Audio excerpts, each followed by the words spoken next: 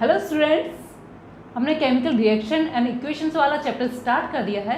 इस चैप्टर में हमने फिजिकल चेंज, उसके examples, characteristics and chemical change ये वाला पोर्शन कंप्लीट कर लिया है।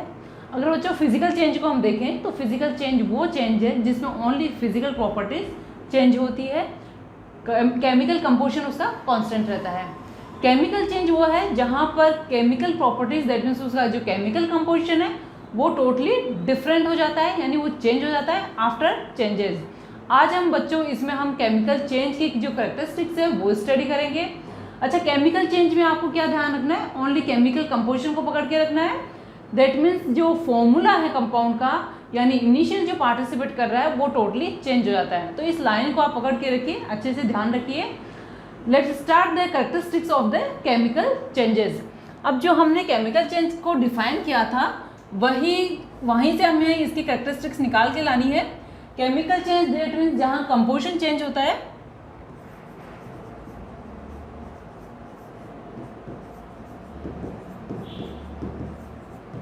Characteristics of chemical change.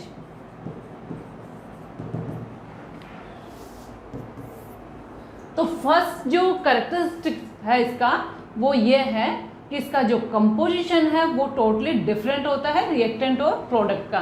That means the composition, the chemical composition of product is entirely different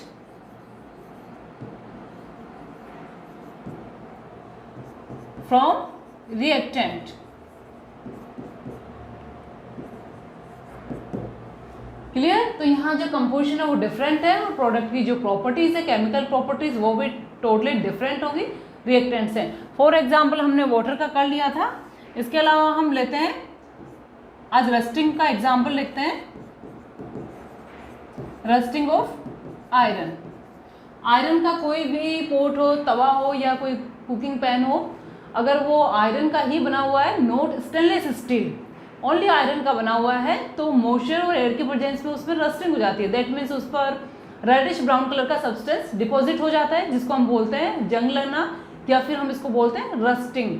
clear? तो आयरन जो है उसका सिंबल मैं ऑलरेडी एलिमेंट्स के सिंबल के अंदर आयरन का सिंबल बता चुकी हूँ। तो जब भी हम आयरन की रिएक्शन शो करें उसका सबसे पहले आप उसका सिंबल लिखिए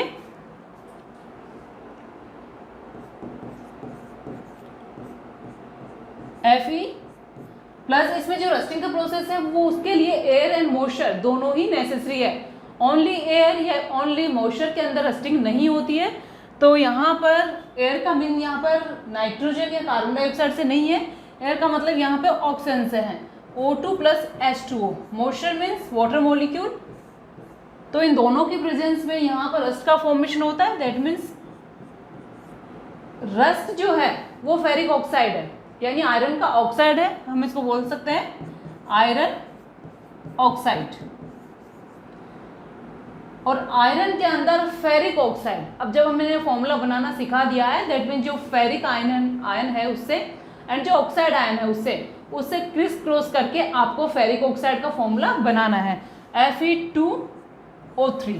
आप बना के देखिए, यही आता है। अगर आपको फेरिक ऑक्साइड का फॉर्मूला बनाना आ गया है, आपको पता है rusting is the ferric oxide, तो डेफिनेटली आप इस फॉर्मूला को नहीं भूलेंगे। देन ये आयरन ऑक्साइड हो गया, साथ में इसमें जो है विद डॉट, एक यहाँ पर डॉट लगा दीजिए, और यहाँ पर वाटर मॉलिक्यूल्स होते हैं H2O, यानी हमने जो वाटर मॉलिक्यूल्स लिए इनिशियली। अब यहाँ पर इनके नंबर फिक्स नहीं होती, तो मैं यहाँ पर X लगा देती हूँ। X मीन्स नंबर कुछ भी हो सकती है, यहाँ पर भी आपको X मिलेगा। क्लियर? तो दैट इज द रस्ट। ये फॉर्मूला जो है रस्ट का है, इसका कलर हो गया reddish brown.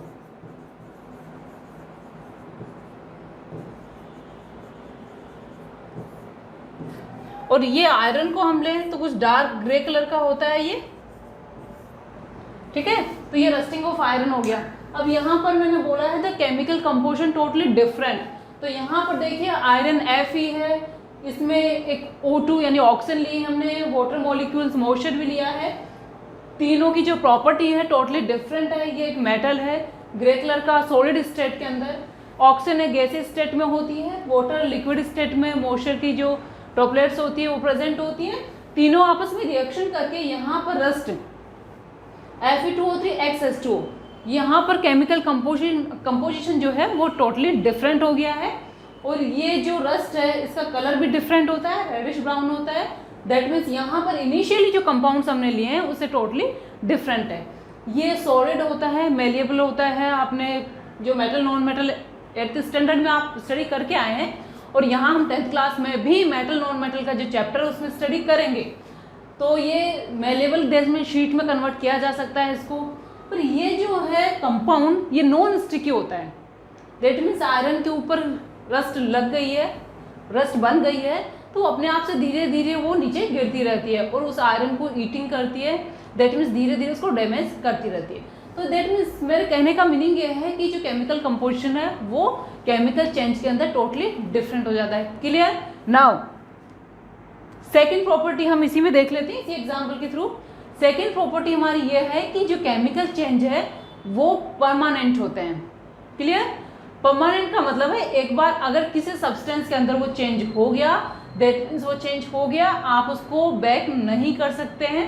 That means original substance नहीं बना सकते, या ऐसा नहीं है कि वो एक शॉर्ट टाइम के लिए है कि Fe का ये जो ऑक्सीजन या मॉलिक्यूल वाटर मॉलिक्यूल्स के साथ रिएक्शन करके जो रस्ट बन गई है, ऐसा नहीं है कि आज ये रस्ट बनी है, आफ्टर 2 days 3 days या 5 days 10 days बाद ये रस्ट अपने आप से ऑटोमेटिकली जो ओरिजिनल आयरन था उसमें कन्वर्ट हो जाएगी। दैट मीन्स हमें आफ्टर सम टाइम अपना जो आयरन है वो मिल जाएगा, ऐसा नहीं होता है। तो ये परमानेंट चेंज है। दैट मीन्स आपका जो रस्ट बन गया है वो बन गया है, आप उससे एक्चुअली जो आयरन है वो गेन नहीं कर सकते। तो जो सेकेंड फीचर हमारा निकल के आता है that is it's permanent, it is permanent change। Clear? तो इसमें कोई अलग से एग्जाम्पल देने की जरूरत नहीं है, वो एग्जाम्पल आपने जो किया है उसी में कर सकते हैं, या फिर पेपर को बर्न करें। आपने कोई पेपर बर्न किया है, बर्निंग के आफ्टर पेपर से आपको क्या मिलता है, जो पेपर का सॉलिड पार्ट है वो एसिड्स में कन्वर्ट हो जाता है। दैट मीन्स आपको उसका रेजिड्यू मिलता है और कुछ गैसेस निकलती है, जो भी उसमें एलिमेंट है, जैसे सल्फर है तो सल्फर डाइऑक्साइड बन गया, नाइट्रोजन अगर है तो नाइट्रोजन के ऑक्साइड या कंपाउंड बन गए, कार्बन है तो कार्बन डाइऑक्साइड, हाइड्रोजन अगर उसमें प्रेजेंट था तो वाटर वेपर्स बन गई, H2 के मॉलिक्यूल्स बन गए। इस तरह से जो पेपर है वो आफ्टर बर्निंग क्या होता है, वो डिफरेंट कंपोनेंट्स में चेंज हो गया। अब आप चाहते हैं कि आपने ये जो जितने भी बर्निंग के आफ्टर कंपोनेंट आपने बनाए हैं, इन सारे कंपोनेंट्स को पकड़कर आप वापस से ओरिजिनल पेपर को बना लें। ठीक है? दैट मीन्स वो अपने आप बन जाएगा कि ये परमानेंट नहीं है। आफ्टर सम टाइम हमारा जो रेजिड्यू है कि आपने ये पेपर लिया, ये हुआ बर्न, और बर्निंग के आफ्टर ये कार्बन डाइऑक्साइड गैस है CO2, और प्लस इसमें जो रेजिड्यू बचा है वो, प्लस यहाँ पर जो सल्फर के ऑक्साइड हो SO2 प्लस SO3 कुछ होंगे, वो जो जितने भी हैं ये मटेरियल वापस से कंबाइंड होकर कि अभी तो मैंने बर्न किया था, 1 घंटे बाद मुझे ओरिजिनल पेपर मिल जाएगा, तो ऐसा नहीं होता। दैट मीन्स क्या होगा, ये चेंज क्या हो गया, परमानेंट है, ये परमानेंट हो गया। अब आप इस जले हुए पेपर को, बर्न्ड पेपर को वापस गेन नहीं कर सकते। क्लियर? और परमानेंट का मतलब इसी का जो थर्ड पार्ट है वो है इरिवर्सिबल। Chemical change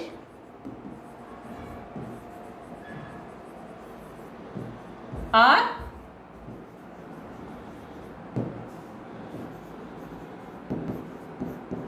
irreversible.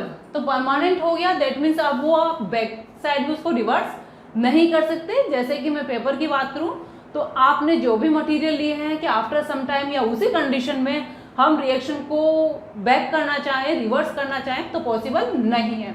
जैसे कि हमने फिजिकल चेंजेस में किया था, फिजिकल चेंज में हमने क्या किया कि आपका जो वाटर है आइस की फॉर्म में लिया हमने, इसको मेल्ट करके लिक्विड बनाया, ठीक है, और कूलिंग करके हमने इसकी यानी हीट करके इसको लिक्विड बना लिया, और यहां पर इसकी कूलिंग करके क्या करिए हमने वापस से आइस बना ली। दैट मीन्स ये क्या रिवर्सिबल है कि उन्हीं सर्कमस्टांसेस में हम फॉरवर्ड एंड बैकवर्ड दोनों साइड्स में हम रिएक्शन को मूव करवा सकते हैं या मूव हो जाती है, ठीक है। बट यहाँ पर हम जो चेंज हमने लिया है हम उसको रिवर्स नहीं कर सकते, तो chemical changes are irreversible.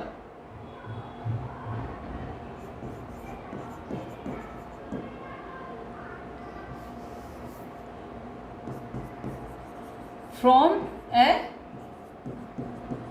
burnt paper we can't get original paper. अब ये जो रिवर्सिबल है तो ये बेटा इसमें क्या होता है, फिजिकल चेंज तो रिवर्सिबल होते हैं बट केमिकल चेंज ऐसा नहीं है कि रिवर्सिबल नहीं होते, पर मोस्टली जो केमिकल चेंज है वो इरिवर्सिबल ही होते हैं।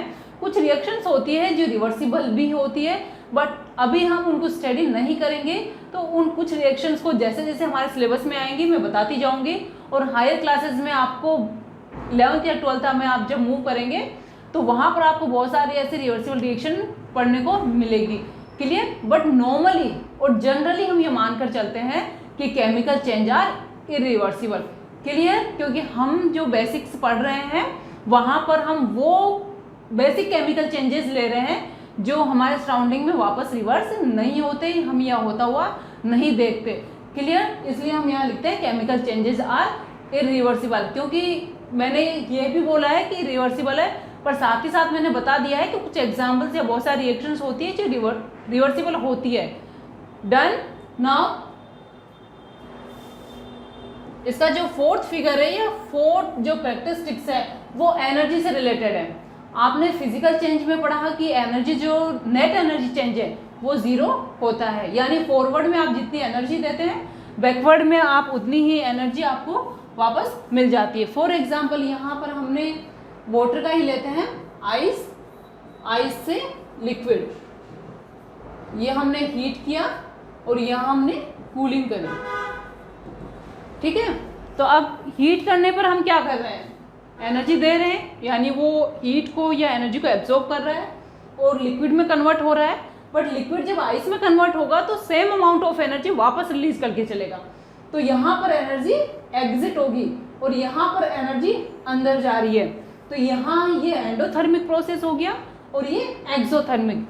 एंडो मीन्स अंदर जाना और एग्जिट मतलब बाहर निकलना, एज यू नो जानते हो, और ये डिफरेंट टाइप हम हमारे सिलेबस में स्टडी भी करेंगे। तो जितनी एनर्जी अंदर जा रही है उतनी बाहर भी निकल रही है, तो टोटल साइकिल में एनर्जी क्या हो गई, no net energy changes. But जब केमिकल चेंज होता है तो डेफिनेटली वहाँ कुछ एनर्जी चेंजेस होते हैं, वहाँ पर या तो एनर्जी का एब्जॉर्प्शन होगा तो होगा ही, या फिर एनर्जी का इवोल्यूशन होगा तो वो होगा ही। दैट मीन्स या तो केमिकल चेंज एंडोथर्मिक होगा या एक्सोथर्मिक होगा। थर्ड मीन्स हीट होती है। अगर आपने थर्म वर्ड नहीं सुना, फर्स्ट टाइम सुन रहे हैं, तो थर्म मीन्स हीट, ठीक है। तो एंडोथर्मिक यानी एनर्जी अंदर जा रही है, एक्सोथर्मिक मीन्स एनर्जी बाहर निकल रही है। तो केमिकल चेंज या तो एंडोथर्मिक होगा या फिर एक्सोथर्मिक होगा, बट वहाँ पर डेफिनेटली कुछ एनर्जी चेंजेस होते ही हैं, क्लियर। तो जो हमारा फोर्थ फैक्टर है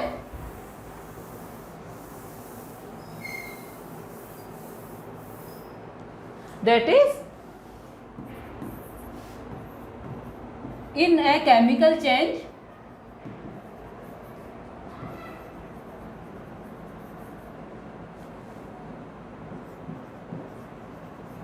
energy changes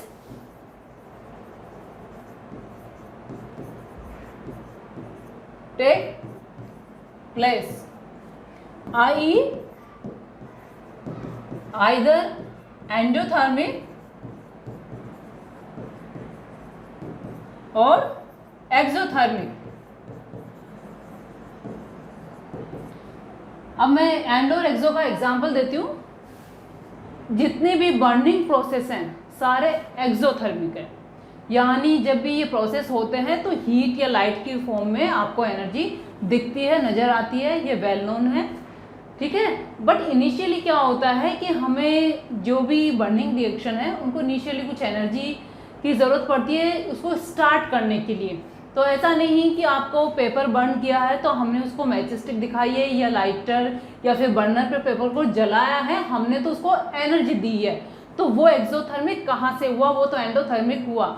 एक्चुअली इस पेपर को स्टार्ट यानी वो जो उसके अंदर रिएक्शन स्टार्ट होने वाली है, जो भी होने वाली है, उसको स्टार्ट करने के लिए एक बार हमें एनर्जी की ज़रूरत पड़ेगी।